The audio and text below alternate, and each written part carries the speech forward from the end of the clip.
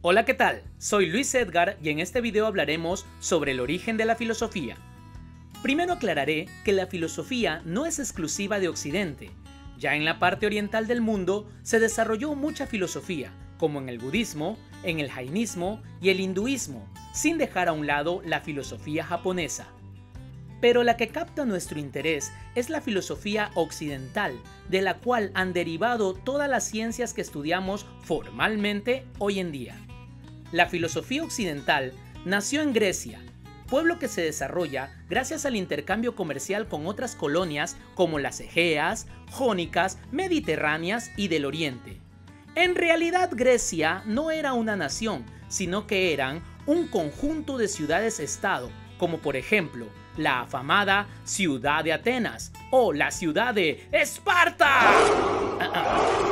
Estas ciudades a veces combatían entre sí, pero generalmente se mantenían unidas, ya que compartían el mismo lenguaje, cultura y religiones. Se decía que tenían una misma identidad y cosmovisión. Toda esta historia se desarrolla a partir de aproximadamente el siglo 8 a.C.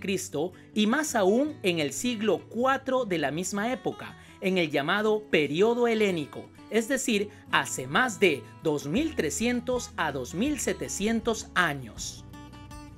Pero, ¿cómo se origina la filosofía? El hombre antiguo tenía necesidad de conocer su entorno, explicarlo y predecirlo para poder sobrevivir. El problema es que no podía encontrar explicaciones racionales porque la racionalidad aún no había sido desarrollada.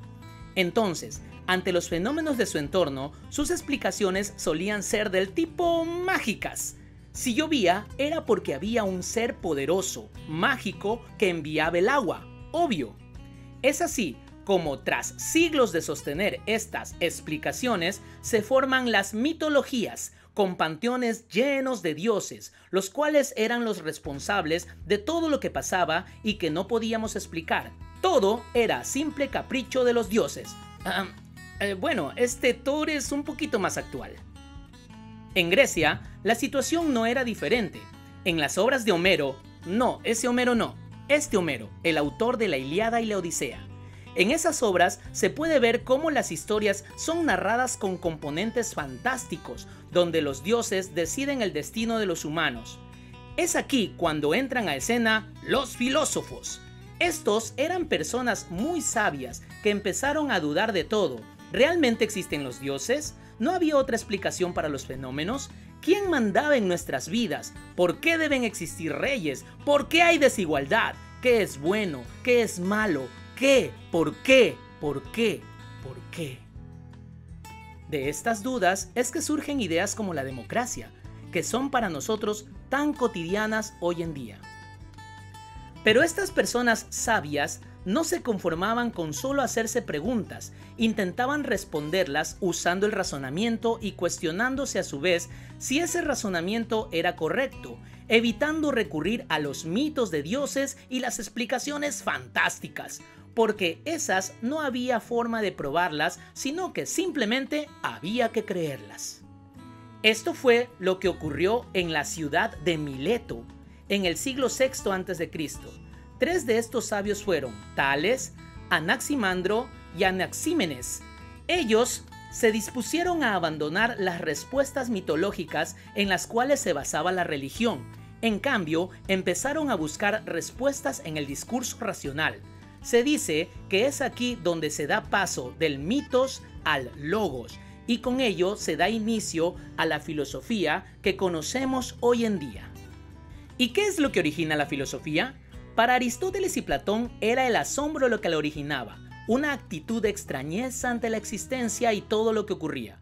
El asombro lleva a la duda, a un deseo de conocer y averiguar el porqué de todo. Sin la duda jamás pondríamos a prueba nuestros mitos y creencias y nos estancaríamos en la ignorancia. El filósofo René Descartes llegó a dudar incluso de su propia existencia.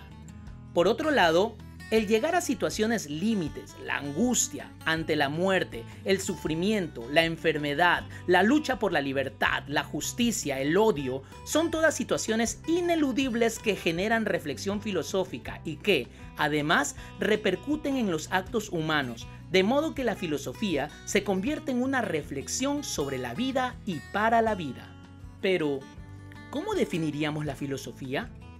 Etimológicamente hablando, la filosofía viene de dos vocablos griegos, philo, que significa amor, y sofía, que quiere decir sabiduría. Literalmente sería amor a la sabiduría.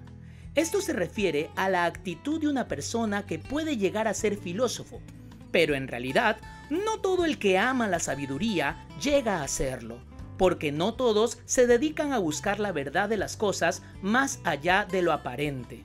Entonces, la filosofía busca la verdad, pero ¿qué es la verdad? ¿La verdad es la misma para todos? ¿Tan siquiera podemos llegar a la conclusión de que existe una verdad?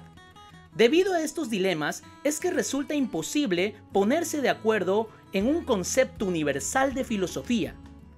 Aristóteles la define como la ciencia de las primeras causas y los primeros principios.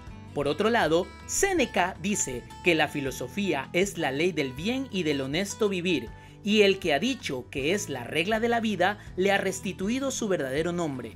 En épocas más recientes, el filósofo francés Jacques Maritain la define como el conocimiento científico que, mediante la luz natural de la razón, considera las primeras causas o las razones más elevadas de las cosas. Por otra parte, Hegel simplemente nos dice que la filosofía es la ciencia de lo absoluto. Podemos decir que es la ciencia en su estado más puro. La podemos distinguir de las ciencias particulares como la física y la química porque éstas buscan las causas más próximas de los objetos parciales de la realidad, como los elementos, las plantas y los animales. Buscan saber sus principios y estructuras, generando hipótesis que luego comprueban con experimentos y mediciones. En cambio, la filosofía trata de estudiar la realidad en general, buscando la causa primera y última, y su herramienta es la razón. Espero que les haya gustado este contenido y sobre todo que haya servido para aprender un poco más. Gracias por ver el video, nos vemos en una próxima ocasión.